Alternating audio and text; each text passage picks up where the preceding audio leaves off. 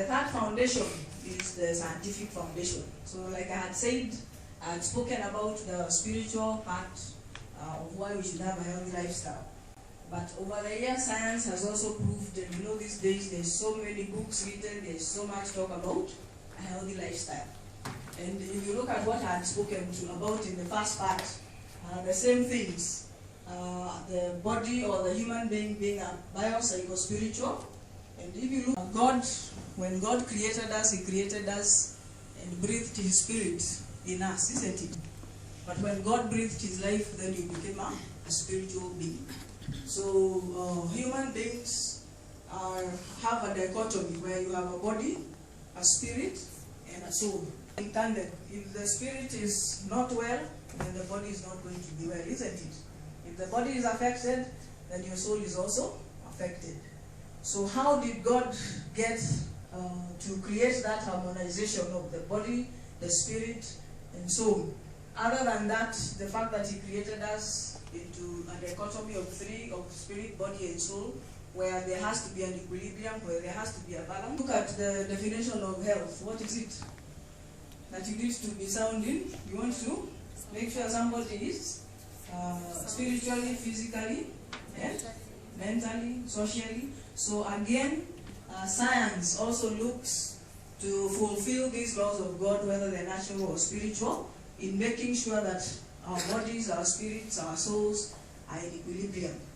Now, the most important things that scientific proof has shown is especially about breakfast, the importance of eating good breakfast. A research was done regarding children in school-going age.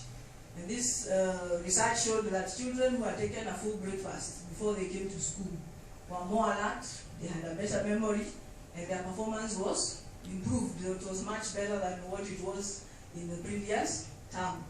So there have been many other scientific researches done on the importance of eating a good breakfast, or the importance of making sure that the first meal, that is why it is called breakfast, when you balance, causes the balance of blood sugars and causes the body to be able to adjust to changes in the course of the day. Then again, exercise and rest. There's a lot of scientific proof about the same things we've already talked about. Now, the most important scientific issues is in regard to behavioral epidemiology. Behavioral epidemiology looks at behaviors of human beings and how they affect their health. For instance, behaviors that cause disease.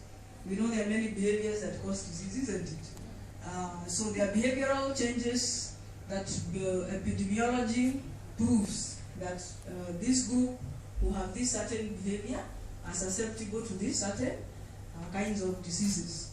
Now we know there are changeable factors and non-changeable factors in terms of non-communicable diseases, isn't it? So non-changeable factors, we know them, it's age, sex, race, and I know some of us like to focus on those ones that we can't change.